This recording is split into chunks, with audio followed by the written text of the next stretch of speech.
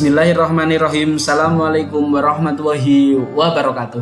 Selamat datang kembali di channel Berita SN, channel yang menyajikan berita dan informasi yang informatif dan terpercaya tentang aparatur sipil negara. Nah, kali ini Bapak Ibu, kami dari tim Berita SN akan menyajikan informasi terkait rapat kerja tindak lanjut pendataan non-ASN tahun 2022 antara Komisi 2 DPR RI dengan Kemenpan RB dan juga BKN.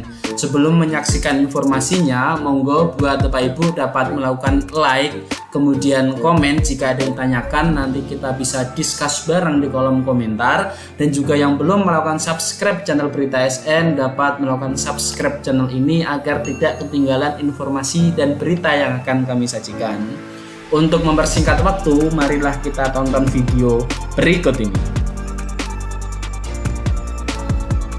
Nah, baik Bapak Ibu, untuk kali ini kami akan menyajikan informasi yang pertama, rapat evaluasi pendataan tenaga non-ASN dengan Komisi 2 DPR RI, di mana dilansir dari website dari PAN RB bahwa Menteri Pendayagunaan Aparatur Negara dan Reformasi Birokrasi Pak Abdullah Azwar Anas telah mengikuti rapat kerja bersama Komisi 2 DPR RI di Gedung Nusantara 2 Jakarta pada hari Senin tanggal 21 November tahun 2022 kemarin. Kemudian rapat ini membahas mengenai pelaksanaan penyelesaian tenaga non-ASN di lingkungan instansi pemerintah. Rapat dipimpin oleh Wakil Ketua Komisi 2 DPR RI Pak Samsul Rizal.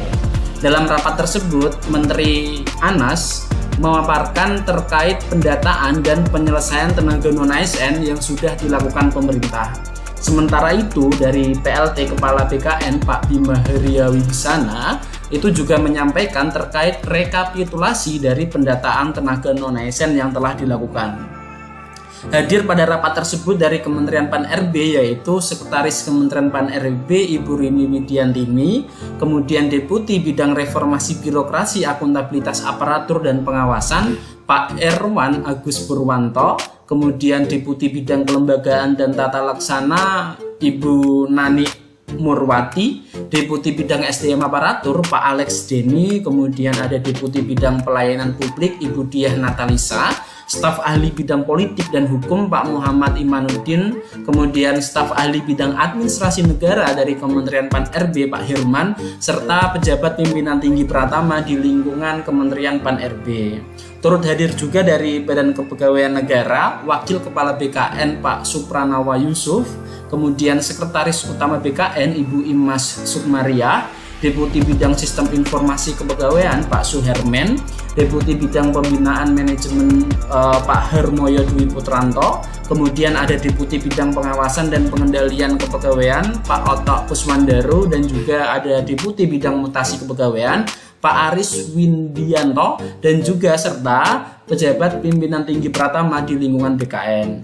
Kemudian yang selanjutnya, yang kedua, dilansir dari website PAN RB juga, Kementerian PAN RB juga, itu ada raker bahas tenaga non-ASN dengan DPR, Menteri Anas, semua cari opsi terbaik.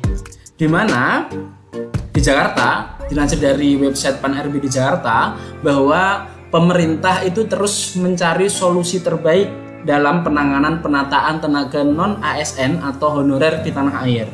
Di hadapan Komisi 2 DPR RI, Menteri Pendayagunaan Aparatur Negara dan Reformasi Birokrasi atau PAN RB, Pak Abdullah Azwar Anas, menyampaikan 3 alternatif solusi dari untuk menyelesaikan untuk mengakomodasi tenaga non-ASN.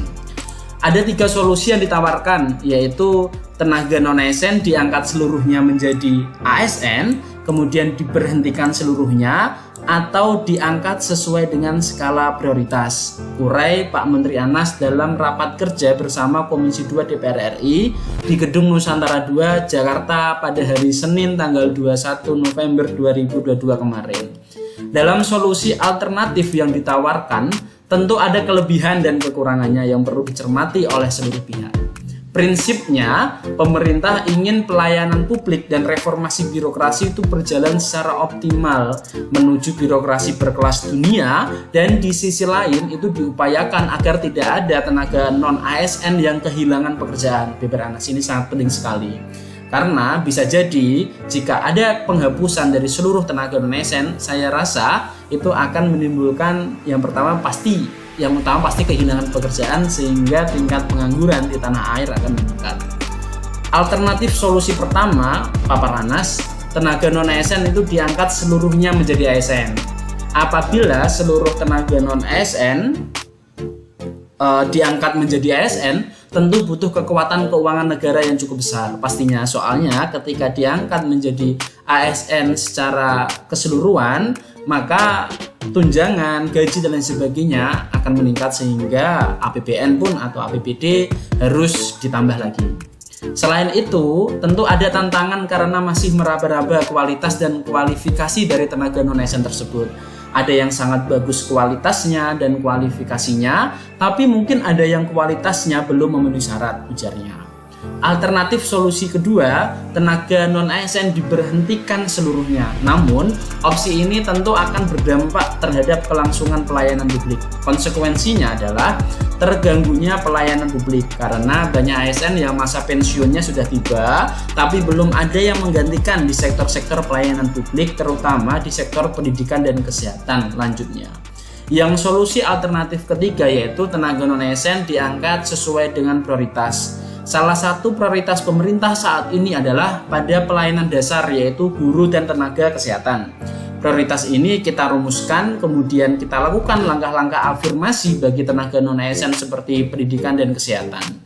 Tapi bukan berarti yang lain tidak prioritas, karena penataannya dilakukan bertahap, jadi secara bertahap. Tutur mantan kepala LKPP tersebut. 3 opsi ini sudah dipetakan secara detail plus minusnya. Pemerintah akan terus mengkaji secara mendalam, menautkannya dengan kekuatan fiskal pastinya, kualitas birokrasi, dan keberlangsungan pelayanan publik. DPR juga pasti sama, kita semua cari opsi yang terbaik. Imbuh Pak Anas. Menteri Anas melaporkan juga bahwa proses pendataan non-ASN itu telah dilaksanakan dan telah diumumkan mulai tanggal 1 sampai 22 Oktober tahun 2022 kemarin. Namun sampai 31 Oktober 2022 sebanyak 120 instansi itu tidak atau belum menyampaikan surat pernyataan tanggung jawab mutlak atau SPDJM yang ditandatangani oleh PPK instansi masing-masing. Dengan demikian didapatkan hasil pendataan non-ASN pada instansi pusat maupun daerah pasca uji publik, yaitu sebanyak 2.360.723 orang atau tenaga non-ASN. Perlu dipahami bahwa pendataan ini bukan otomatis akan diangkat menjadi ASN, tegas dari Pak Menteri Pan-RB. Anas mengakui bahwa dari berbagai hal penting yang sudah didiskusikan bersama stakeholders terkait, tetap harus diputuskan hal yang paling penting dalam penanganan tenaga non-ASN.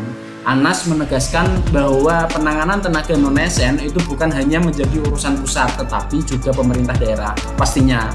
Kemudian sebelumnya mantan Bupati Banyuwangi tersebut sudah menerima aspirasi dan membahas alternatif solusi penanganan dari tenaga non-ASN dengan asosiasi pemerintah daerah, baik itu APPSI atau APSI, APKASI, dan APEKSI. Termasuk juga dengan forum-forum tenaga non-ASN. Kami sudah bertemu dengan para asosiasi bupati atau wali kota. Teman-teman sudah memberikan beberapa alternatif, salah satunya ada salary range untuk P3K sesuai dengan kemampuan daerah terangnya. Dalam rapat kerja dengan Komisi 2 DPR RI, Menteri Anas mengapresiasi berbagai masukan yang diberikan oleh pimpinan dan anggota Komisi 2 DPR RI kepada pemerintah dalam penanganan tenaga non-ASN. Terima kasih karena hari ini kami banyak menerima masukan yang sangat strategis dan insight dari Bapak atau Ibu Komisi 2 DPR. Kami juga mohon dukungan pimpinan dan anggota Komisi 2 agar bisa untuk mengerjakan tugas yang berat ini. Tapi insya Allah kalau didukung Bapak atau Ibu, mudah-mudahan jadi ringan. Tutur Anas dilansir dari website Pan-RB. Jadi dari beberapa alternatif yang disampaikan, emang yang sedang berjalan adalah yang saya lihat itu alternatif ketiga, di mana tenaga non ASN itu diangkat sesuai dengan prioritas dan juga nanti disesuaikan penataannya dilakukan secara bertahap. Dan semoga saya berdoa juga buat Bapak Ibu yang masih statusnya menjadi tenaga non ASN dapat ada dari kebijakan pemerintah yang mendukung atau yang pro dengan Bapak Ibu semua. Semoga informasi ini bermanfaat buat Bapak Ibu. Mari kita saling berdoa agar diberikan yang terbaik. Sekian dari saya, mohon maaf jika ada kesalahan dalam menjelaskan. Terima kasih. Wassalamualaikum warahmatullahi wabarakatuh.